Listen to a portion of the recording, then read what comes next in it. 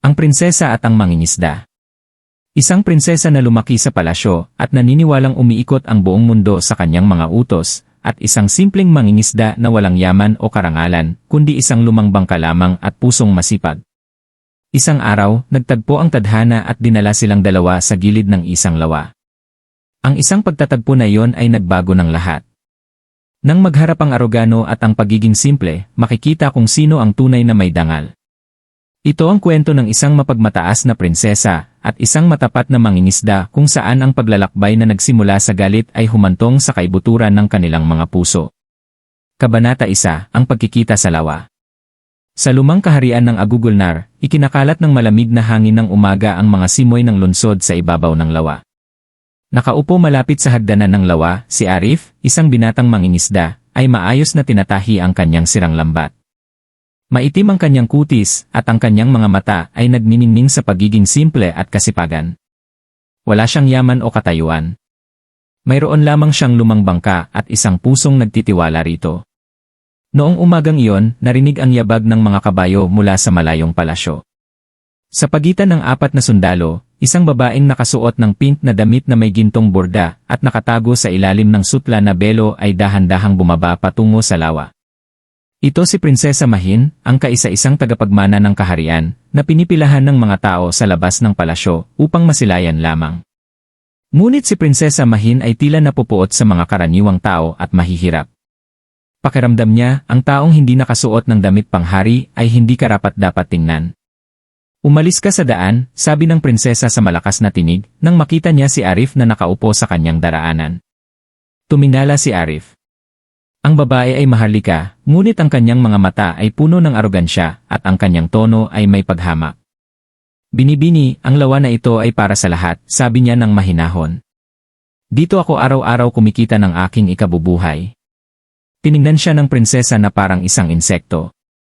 Mga taong may maruruming damit at sirang bangka. Kami pa ngayon ang tuturuan sa daan. Kumislap ang mata ni Arif. Hindi dahil sa hiya, kundi sa sakit. Tahimik siyang nagsimulang pulutin ang kanyang lambat. Ngunit sa sandaling iyon, tinangay ng hangin ang mamahaling belo ng prinsesa at nahulog sa lawa at mabilis itong naanod. Ang belo ko, sigaw ng prinsesa. May alam ba kayo kung magkano ang halaga nito? Tumakbo ang mga sundalo, ngunit walang sinuman sa kanila ang marunong lumangoy. Tumayo si Arif ng tahimik. Umakyat siya sa kanyang bangka, at nilusong ang ilang alon, at kinuha niya ang belo mula sa gitna ng lawa. Nang bumalik siya, hawak ng kanyang basang kamay ang mamahaling belo, at ang kanyang mukha ay mayroon pa ring pagiging simple. Kinuha ng prinsesa ang belo, ngunit wala siyang kagandahang asal para magpasalamat. Hindi ka karapat-dapat hawakan ito, pang-insulto niya. Ngumiti si Arif. Isang ngiti na sagot sa paghamak, ngunit walang salita. Pero hindi niya alam, ang pagtutunggali na iyon ang unang pahina ng kanyang kapalaran. Kabanata 2, ang lihim na pagbabago. Pagkabalik mula sa lawa, tahimik na bumalik si Arif sa kanyang trabaho. Para sa kanya, ito ay isa lamang ordinaryong araw. Maglatag ng lambat, mangisda, at umuwi dala ang tinapay pagdating ng gabi. Ngunit may kakaiba ngayon. Ang kirot ng mga mapagmataas na salita ng prinsesa ay naroroon pa rin sa kanyang mga mata. Sa kabilang banda, nakabalik si Prinsesa Mahin sa palasyo, ngunit ang kanyang mukha ay tila malungkot. Pagkapasok sa silid, itinapon niya sa sahig ang mamahaling basang belo na sinisid ni Arif upang iligtas. Hindi ka man lang nagpasalamat, tanong ng kanyang alalay, si Nora, nang nag-aalangan. Tiningnan siya ng prinsesa ng masama. Magpapasalamat ako sa isang ordinaryong tao na tulad niya. Alam mo ba kung sino ako? Dahan-dahang sinabi ni Nora, marahil ay nakakalimutan niyo na noong lahat ay nakatayo at nanonood, ang simpleng lalaking iyon ang tumulong sa inyo. Hindi nakapagsalita ang prinsesa, ngunit namula ang kanyang mukha. Sa galit ba o sa hiya, hindi niya alam. Kabanata 3, ang pagtanggi sa ginto. Kinabukasan, pumunta si Arif sa lawa kasama ang kanyang bangka, tulad ng dati. Ang sinag ng araw ay kumikinang sa tubig, at ang langit ay natatakpan ng ulap. Naglalatag pa lang siya ng lambat nang marinig niya ang yabag ng kabayo mula sa likuran. Ang parehong 4 na sundalo, ang parehong mamahaling karwahe, at ang parehong Prinsesa Mahin na nakaupo roon. Ngunit iba ang kapaligiran ngayon. Walang pang-insulto. Walang utos. Bumaba siya sa karwahe at lumapit sa lawa. Nang makita siya ni Arif, may bahagyang ngiti ang lumabas sa kanyang mukha. May isa pa bang belo ang naanod, binibini. Nanahimik sandali ang prinsesa. Pagkatapos mahina niyang sinabi, hindi. May ibabalik ako ngayon. Kinuha niya mula sa gilid ng kanyang damit ang isang maliit na sutla na pouch. Naglalaman ito ng ilang gintong barya. Kunin mo ito, sabi niya. Ito ang gantimpala para sa ginawa mo kahapon. Tiningnan ito ni Arif. Pagkatapos ay ibinalik ang pouch sa kanya. Hindi ko ginawa ang pagtulong dahil sa presyo, sabi niya. At hindi ako nagbebenta ng pagiging tao. Nagulat ang prinsesa. Sa unang pagkakataon, may isang tao ang dumiretsyo ng tingin sa kanyang mga mata at sumagot ng walang takot. Kaya, ano ang gusto mo? Tanong niya sa medyo matalas na tono. Ngumiti si Arif at sinabi, ito lang, na sa susunod na may tumulong, sana ay magkaroon kayo ng lakas ng loob na magpasalamat. Hindi nagsalita ang prinsesa. Ang kanyang mga mata ay nakatingin sa ibabaw ng lawa. At marahil mayroon ding isinusulat sa kanyang puso. Nang araw na yon, sa unang pagkakataon, sinira ng isang mahirap ang kanyang arogansya ng walang ingay. Kabanata 4, ang nawawalang prinsesa. Lumipas ang 3 araw. Pagkatapos ng araw na yon, hindi masyadong nakipag-usap si Prinsesa Mahin sa palasyo. Hindi siya nagbigay ng anumang utos sa korte o naglabas ng galit sa mga katulong. May nagbabago sa loob niya, ngunit hindi niya maintindihan yon. Samantala, araw-araw pumupunta si Arif sa lawa. Ngunit ngayon ay may bahagyang pag-aalala sa kanyang mukha. Hindi siya tumatawa ng malakas o nagbibiro. Para bang ang presensya ng prinsesa ay nagdulot ng gulo sa kanyang pagiging simple. Isang gabi ng linggong iyon, biglang nagkaroon ng gulo sa palasyo. Si Prinsesa Mahin ay nawawala. Hinalughog ng mga sundalo ang buong palasyo. Mula sa mga hardin hanggang sa mga kwadra ng karwahe ng kabayo. Ngunit wala silang natagpuan. Nag-aalala ang vizier at ang mukha ng sultan ay nag-aapoy sa galit. Kung hindi bumalik ang aking anak, ipapatayo ko ng patiwarik ang buong kaharian. Iyon ay isang gabing madilim, malabo at umuulan. Sa gitna nito, isang kabayo mula sa palasyo ang bumalik ng walang sakay. At sa sada ng kabayo ay may mga bakas ng putik mula sa gilid ng lawa. Naalala ng sultan. Ang lawa na iyon kung saan nagkaroon ng pagtatalo ang kanyang anak at isang mangingisda ilang araw na ang nakalipas. Kinabukasan, dumating ang vizier ng palasyo sa gilid ng lawa kasama ang maraming sundalo. Mayroon doon isang sirang bangka at si Arif na tahimik na nakaupo sa tabi ng bangka. Nandito ba ang prinsesa? Tanong ng vizier sa isang matigas na tinig. Tumingala si Arif. Pagkatapos ay sinabi, hindi. Hindi ko pa siya nakikita mula noon. Ngunit anong nangyari? Nawawala ang prinsesa, sabi ng mga sundalo. Ang mukha ni Arif ay tumigas sandali. Pagkatapos ay tumingin siya sa paligid. Tahimik ang lawa. Ngunit umuulan sa langit. Kung saan man siya pumunta, marahil ay lumabas siya sa daan na ito patungo sa gubat. Alam ko ang lugar na ito. Maaari akong tumulong sa paghahanap. Tiningnan siya ng vizier ng may pag-aalinlangan. Pagkatapos ay sinabi, kung nagsisinungaling ka, mamamatay ka. At kung talagang tutulong ka, wala nang mas matapat pa sayo. Kabanata 5, sa gubat ng mga ngaso. Sa kabilang panig ng lawa, may isang madilim na gubat na tinatawag ng mga tao na shadow hunters, mga ngaso ng anino. Sinasabi na bukod sa mga ligaw na hayop, mayroon ding ilang hindi kilalang takot doon. Mga takot na hindi nakikita o naririnig. Nararamdaman lang. Dumaan si Arif sa parehong daan kung saan nagpunta ang mga bakas ng paa ng kabayo ng prinsesa. May 2 sundalo kasama siya. Ngunit ang takot ay malinaw sa kanilang mukha. Seryoso ang mukha ni Arif. Ngunit may isang pag-aalala sa loob niya na hindi niya maitago. Baka talagang nasa gulo siya. Pagkatapos lumayo ng kaunti, lumiit ang daan. Ang mga sanga ng puno ay nakayuko ng labis na hindi man lang umabot sa lupa ang sikat ng araw. At biglang, isang malakas na sigaw ang umalingaw-ngaw. Tulong! Tumakbo si Arif. Nahuli ang mga sundalo. Malapit sa isang maliit na burol, nakulong sa mga tinik at tuyong palumpong si Prinsesa Mahin. Nag-aalala ang kanyang mukha. Magulo ang kanyang buhok at may malalim na sugat sa kanyang isang paa. Punong-puno ng luha ng takot ang kanyang mga mata. Mabilis na pumasok si Arif sa mga palumpong. Walang pag-aalinlangan, pinunit niya ang damit niya at itinali sa sugat ng prinsesa. Halika, ilalabas kita dito, sabi niya sa mahinahong tono. Hindi, ang tinig ng prinsesa ay putol-putol. Hindi ako makalakad.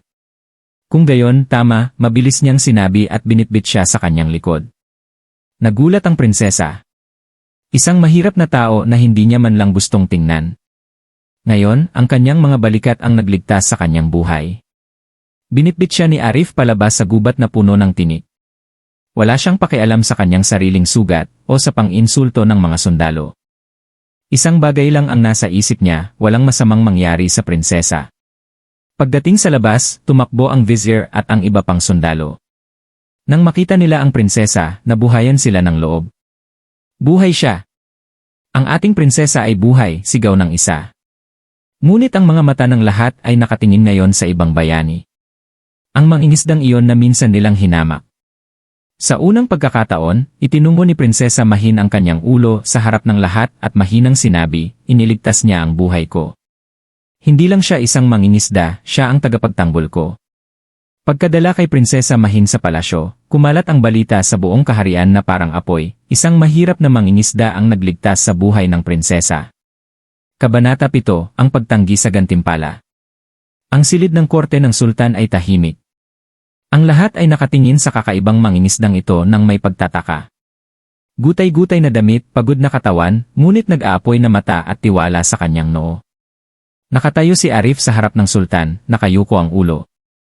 Ang iyong pangalan, tanong ng sultan sa seryosong tono. Arif, magalang niyang sagot. Tinignan siya ng sultan ng matagal. Pagkatapos ay tumayo siya, lumapit, at inabot ang kanyang singsing. Hindi biro ang pagligtas sa buhay ng prinsesa ng kaharian na ito. Ang singsing na ito ay gantimpala ko sa iyo. Hindi iniabot ni Arif ang kanyang kamay. Kamahalan, hindi ko ginawa ang bagay na ito para sa gantimpala. Ginawa ko ito dahil sa pagiging tao, humanidad. Binalot ng katahimikan ang korte. Si Prinsesa Mahin, na nakaupo sa tabi, ay sa unang pagkakataon ay tumitingin sa mangingisda na may emosyonal na mata. Ang parehong mangingisda na minsan niyang hinamak. Kabanata 8, sa liwanag ng buwan. Nasa hardin ng palasyo si Arif at naghahanda na umalis nang may tumawag sa likuran. Arif. Humarap siya. Nakatayo si Mahin, nakasuot ng simple ngunit magandang damit. Walang arogansya sa kanyang mukha, kundi hiya at pasasalamat. Maling-mali ang pagtrato ko sa iyo, sabi niya, ngunit sa kabila nito, iniligtas mo ang buhay ko. Huminto siya sandali, pagkatapos ay sinabi, maaaring huli na para magpasalamat, ngunit ngayon, taos-puso akong nagsasabi ng salamat. Ngumiti si Arif at sinabi, ang mga salitang nagmumula sa puso, kapag totoo, ay napakahalaga. Dahan-dahang nagtanong si Mahin, maaari ka bang manatili pa sa palasyo bukas? Nangingisda lang ako, binibini, sabi niya habang tumatawa. Pero kung hihilingin mo, maaari akong manatili dito hanggang paglubog ng araw bukas. Kabanata 9, ang kaligayahan ng puso. Sa bubong ng palasyo, sa pagitan ni Prinsesa Mahin at Arif, ay may katahimikan na may sinasabi at marami ring tinatago. Ang liwanag ng buwan ay bumababa sa mga pader ng palasyo. Sa ibaba, naririnig ang mahinang tunog ng fountain sa hardin, at sa itaas, ang mga bituin ay kumikinang. Hindi ka ba apektado ng mga usapan tungkol sa korona at trono? Tanong ni Mahin kay Arif. Ngumiti si Arif at sinabi, kapag mayroon kang sapat na tinapay, payapang tulog, at kasama ng isang tao mula sa puso, wala nang halaga ang pagiging hari, binibini. Tinignan siya ni Mahin ng matagal. Ngayon niya nararamdaman na ang taong may katotohanan sa kanyang mga mata ay tahimik at malalim tulad ng lawa. Kabanata 1-0, ang huling regalo. Kinabukasan, oras na para umalis si Arif. Pag-apak niya sa pintuan ng palasyo, tumakbo si Mahin. May hawak siyang isang maliit na lampara na gawa sa luwad sa kanyang kamay.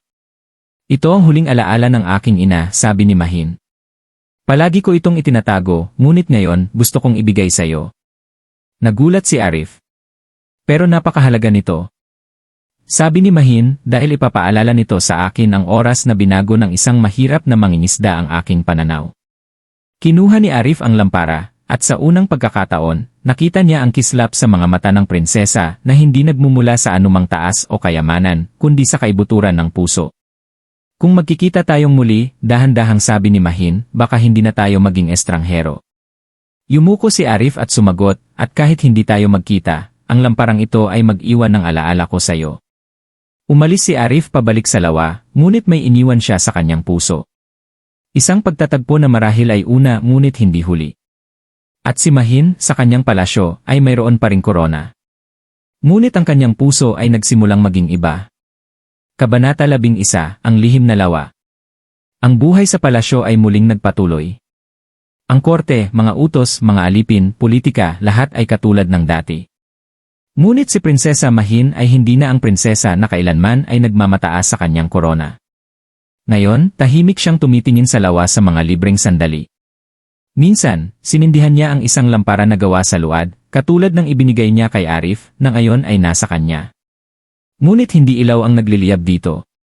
Ito ay pag-asa ng paghihintay. Isang gabi sa hardin ng palasyo, dahan-dahang sinabi ng vizier sa sultan, "Kamahalan, patuloy ang mga panukala ng kasal para sa prinsesa." Maraming prinsipe mula sa malalaking kaharian ang interesado. Seryosong tumango ang sultan. Gusto ko ring simulan na ni Mahin ang susunod na kabanata ng kanyang buhay. Ngunit handa ba siya? Ang parehong tanong ang tinanong ng sultan sa prinsesa noong gabing iyon. "Anak, nagkakaedad ka na. Responsibilidad namin na humanap ng karapat-dapat na mapapangasawa para sa iyo." Nanahimik si Mahin sandali. Pagkatapos ay mahina siyang nagtanong, "Ama, hindi ba dapat magkaroon ang isang babae ng karapatang pumili ng sarili niyang gusto? Mas maliit ba ang tinig ng puso kaysa sa trono?" Nagulat ang sultan. "May gusto ba ang iyong puso?" Yumuko si Mahin. Isang pangalan ang kumikinang sa kanyang mga mata, Arif. Kabanata 12, ang pag-ibig ay nagwagi. Sa gilid ng lawa, si Arif ay namumuhay pa rin ng parehong buhay. Ngunit may nagbago. Ngayon, araw-araw siyang pumupunta sa lawa kasama ang kanyang bangka. Ngunit sa halip na mangisda, tinititigan niya ang kabilang gilid ng lawa kung saan dumarating ang karwahe ng prinsesa. Isang araw, tinanong siya ng mga tao sa nayon, "Bakit, Arif? Bakit mas tahimik ka ngayon?" Ngumiti si Arif at sinabi, "Ang ilang tao ay nananatiling estranghero kahit magkasama, at ang ilang tao ay nananatili sa puso kahit magkahiwalay." Kabanata 13, ang anunsyo. Puno ang korte ng palasyo. Ngayon, tinawag ng sultan ang lahat ng mayayaman, vizier, at pinuno ng kaharian. Inakala ng lahat na iaanunsyo na ang kasal ni Prinsesa Mahin. Ang mga pader ng palasyo ay nagkikinang sa liwanag. Ang mga sundalo ay nakatayo ng maayos. Ang lahat ay nasa kanilang lugar. Tumayo ang sultan sa entablado at nagsalita, "Ngayon, iaanunsyo ng aking anak ang kanyang sariling pinili. Gusto ko na ang sinuman ang mapili niya, ay tanggapin din siya ng kaharian na ito bilang kanyang asawa." Bumaba ang katahimikan. Ang mga mata ng lahat ay nakatingin kay Prinsesa Mahin, na dumating ngayon ng may simpleng damit na kulay light pink nang walang alahas. May kapayapaan sa kanyang mukha. Ngunit isang bagyo ang nasa kanyang mga mata. Lumapit ang prinsesa at nagsalita sa harap ng lahat, "Alam ko na iniisip ninyong lahat kung sino ang magiging kasama ko. Isang prinsipe, isang nawabzada, o tagapagmana ng isang mayaman na pamilya." Huminto siya sandali. Pagkatapos ay sinabi sa matatag na tinig, "Ngunit ang taong unang tumingin sa akin bilang isang tao, na hindi natakot sa korona o yumukod sa arogansya, hindi siya mayaman. Siya ay isang simpleng, masipag na mangingisda, Arif." Parang kidlat ang tumama sa korte. May bumulong, prinsesa at isang mangingisda. Hindi ito possible. Ngunit tinapos ni Mahin ang kanyang sinasabi, "Gusto kong magpakasal sa kanya. At kung magpapabago ang aking desisyon na ito sa anumang korona, hayaan itong magbago. Dahil ngayon, gusto kong maging prinsesa ng pag-ibig, hindi ng arogansya."